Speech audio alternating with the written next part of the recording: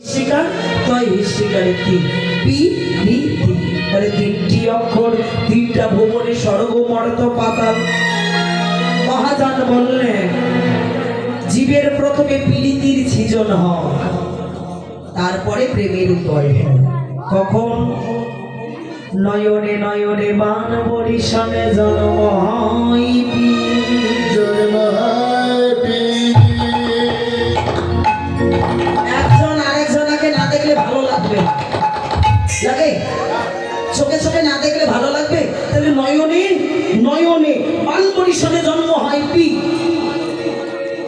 এক ভক্ত আরেক ভক্তের চোখের দিকে না তাকালে জল আসবে, তার প্রতি দৃষ্টিপাত না হলে প্রেম জাগবে।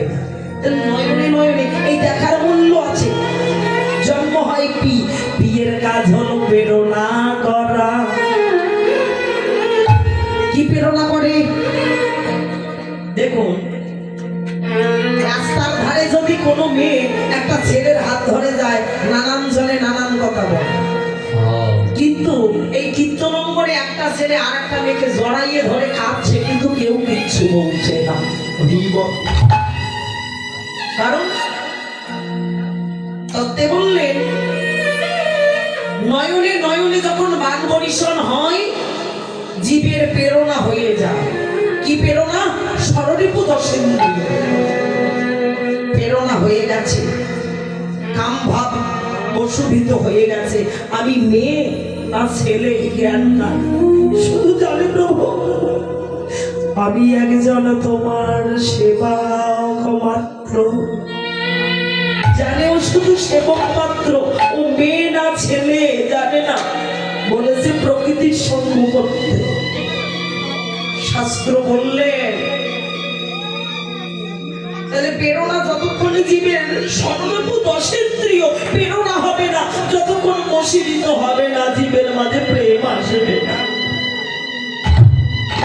তত্ত্ব বললেন জগতের বুকে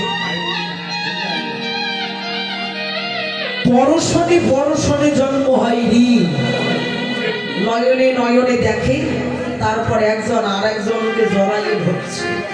পরশনে পরশনে সাগর বাঁধো তোমরা মানিক পাবে। সাগর কি আর বাঁধা যায়? বলেছে যাই গো, যদি গুরুর কৃপা হয় তবে সাগর বাঁধা যায়। কারণ সাগর তখনই বাঁধা সম্ভব, সাগর বাঁধো মানিক পাবে। মানিক মুক্তা পাবে। আচ্ছা তাকিয়ে দেখো ঝিনুকের বুকে মুক্তা জন্মায়। ঝিনুকের বুকে মুক্তা আছে না, কি অমূল্য সম্পদ। কিন্তু ঝিনুক জানেই না ওর ভিতরে মুক্তা আছে। ও যদি জানতো ও কোনোদিন মুখ খুলতো? কি মর্মান্তিক করবলি না। ঝিনুক যদি জানতো ওর ভিতরে মূল্যবান বস্তু আছে, ঝিনুক কোনোদিন মুখ খুলতো না। তাহলে তত্ত্বে বললেন সাগরে বাঁধা যায় যদি শ্রী গুরুর করুণা হয়, গুরু চরণে কোনো ভক্ত আশ্রিত হয়। প্রমাণ করলে জগতের বুকে ভক্তই শুধু ভক্তের প্রেমে মগ্ন হয়ে যায়। তাহলে ভক্তকে আর অভক্তকে? শাস্ত্রে তাও বলেছে যে ভক্ত চেনা যায়। আমরা যে বলি জগতে ভক্ত নাই, এটা ভুল কথা। ভক্ত চেনা যায় কি করে? যারা গরু বাড়িতে পালন করে না, তারা কিন্তু গরুর লোম দেখলে বলে যে গরু দুধ দেয় কিনা। গরুর লোম দেখলে বোঝা যায়, একটা গাভীর লোম দেখলে বোঝা যায় গাভীটা কতটুকু দুধ দিতে পারে। যারা গোয়ালা তারা ভালো বলতে পারে। শাস্ত্র বলেছেন, প্রমাণ করেছেন, গাভী যেমন চেনা যায় লোমে, ঠিক ভক্ত চেনা যায় আমার নয়নে।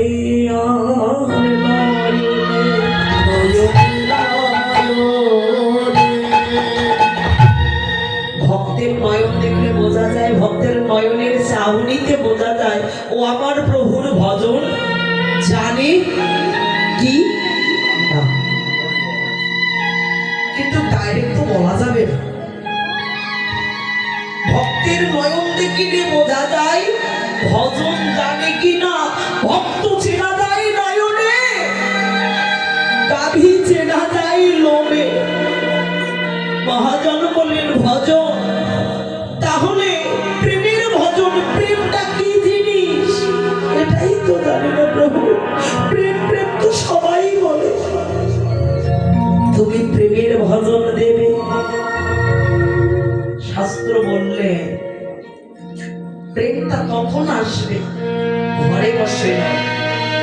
কোন ভাগ্যে যদি কোন জীবের একবার শ্রদ্ধার উদয় হয়, জগতে তারা সাধু গুরু বৈষ্ণবে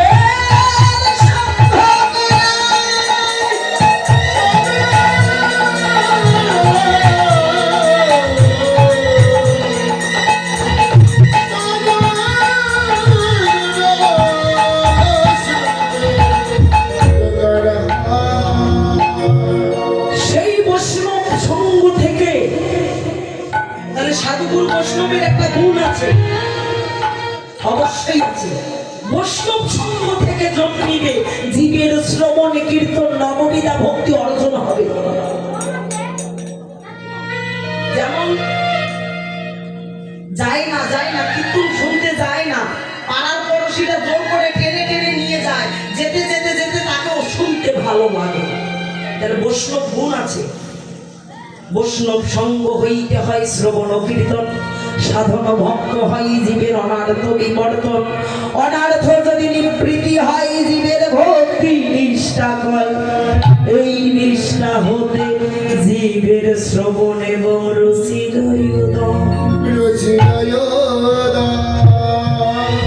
এই রুচি হতে হয় জীবের আসক্তি প্রচুর। আসক্তি হইতে জীবের জন্মে রতির অঙ্ক। যেদিন তোমার রতি গাঢ় হবে, তুমি আগে বলাতে হবে না। এই যে মা, কিছু কিছু মানুষকে বলাতে হয়। যেদিন রতি গাঢ় হবে সেদিন আপনা আপনি হইতে ধরিবে প্রেম নাম, এই প্রেম নগর দিবে স্বরূপ আনন্দ। তাহলে রতিটা কি? শাস্ত্র বললেন রতি কি জিনিস জানি না, শুধু কামদেবের স্ত্রী ও রতি তাকেই চিনি।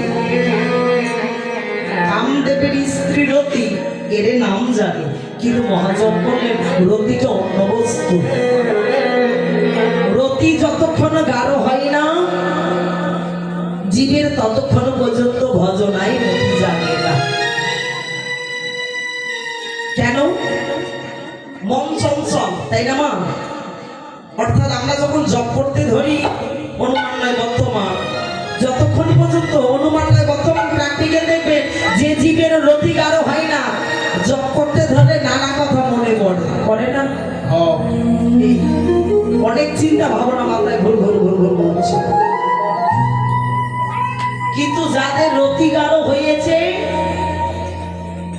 তাদেরকে যতই বিষয়ে টলাক না কেন, তাদের কোনো ভাবনায় ভাবিত হয় না। তাহলে রতি গাঢ় হয়, জীবের মতি তখন জাগে।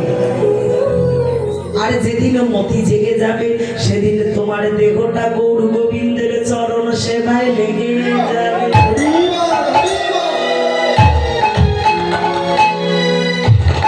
তাই ভজনের কথা বলো, রতিটাকে গাঢ় করে না। মহাজন বললেন ভজন ভজন করো, রতিটা গাঢ় করো। রতি গাঢ় না হলে ভজন হবে না। যতই ভজনা করো না কেন, ভজনের ভাও জানবে না। তো মহাজন বললেন যখন ভজনার ঘরে তুমি ডুবে যাবে তখন দেখবে। মহাজন বললেন অর্থাৎ সাপ দেখেছি তো, সাপ দেখিনি? তো এই সাপ যদি জ্ঞান পায় ছেড়ে দেয়? জীবনে দেখেছো কোনোদিন সাপ আর ব্যাং? মহাজন বললে যে পার্থিব জগতে আমরা সবাই দেখি সাপ যদি ব্যাং পায় একবারে গিলে নেয়। মহাজন বললেন যে ভজনার ঘরে গিয়ে দেখো সাপে আর ব্যাঙে কি ভাই অপূর্ব খেলা করে। রাধনি হইবে বাজন বাটিবে। আচ্ছা, যারা রান্না করি মা, হাড়ি পাতি না পরশ করলে কি রান্না হয়? এ কোন রাধনি গো?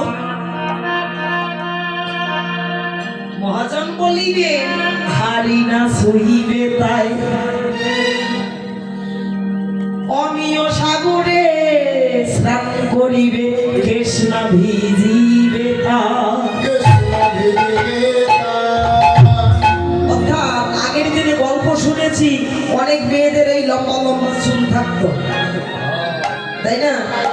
আবার চুলের কিছু ভাগ থাকে, কেউ বলে এটা মোটর চুল, বলে না ছোট ছোট ছোট এই দেখুন ডিজাইন বাঁকা বাঁকা। কেউ বলে এটা হলো গুইয়া বাঁধা চুল, সুপারির গাছের মতো ধরে, কেউ দিয়ে ওঠে। আবার কেউ বলে এটা সাপ চুল, খুব লম্বা হয়ে গেছে, বলে না ওই চুলগুলো নাকি জলে ডুবালো ভেজে। শুনেছি, দেখি তো নাই, শুনেছি। তো মহাজন বললেন তুমি স্নান করবে কিন্তু তোমার চুল ভিজবে না, ভজনার ঘরে যাও, তা না হলে দেখতে পাবে না, তা না হলে দেখা যাবে না। সাপের মুখেতে ভেগে রে নাচাবে, ভেগে না গিলিবে তা।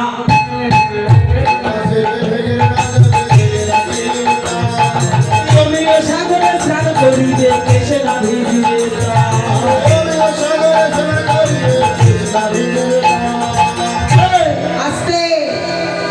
মহাজন বললেন এটা কি আর চারটি খানি কথা না, যতই মুখে বলি ওই যে রতি গাঢ় না হলে হয় না।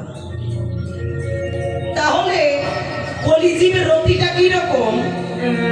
মনে কষ্ট হয়, পদ্ম পাতা জল যেমন টলমল করে, কলিজীবেরও মতি টলমল করে।